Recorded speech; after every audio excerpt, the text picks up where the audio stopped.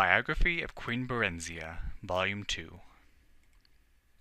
The first volume of this series told the story of Barenziah's origin, heiress of the throne of Mournhold, until her father king rebelled against his excellency Tiber Septim, and brought ruin to the province of Morrowind. Due to the benevolence of the emperor, the child Barenziah was not destroyed with her parents, but reared by the Baron Sven of Blackmoor.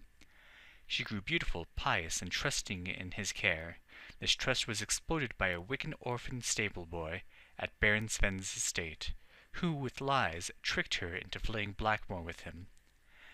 After many adventures on the road, they settled in Riften, a Skyrim city on the border of Morrowind.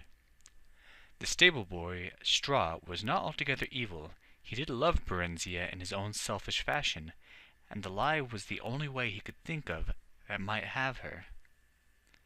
She, of course, felt only friendship for him, but he was hopeful that she would change her mind. He wanted to buy a small farm and settle down in marriage, but his earnings were barely enough to feed and shelter them.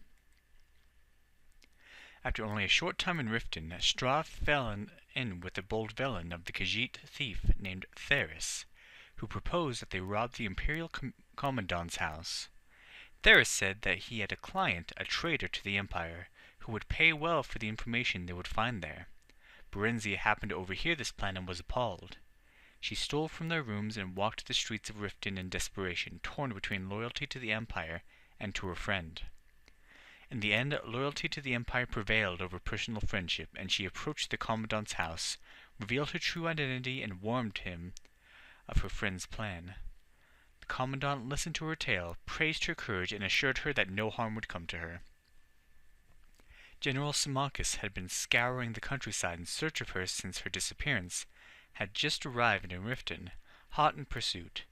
He took her into his custody and informed her that, far from being sold, she was to be instated as Queen of Mournhold as soon as she was turned 18. Until that time, she was to live with the imperial family in the new imperial city, where she would learn something of imperial government and make the acquaintance of people of importance. And so it came to pass, in the imperial city, Barenziah became great friends with Tiber Septim during the last years of his reign. Tiber's heir Pelagius also came to love her as a sister. The ballads of the day praised her beauty, chastity, wit, and learning. On her 18th birthday, the entire imperial city turned out to watch her procession back to Mournhold. Sorrowful as they were at her departure, all knew that she was ready to be the glorious sovereign of the new kingdom of Mournhold.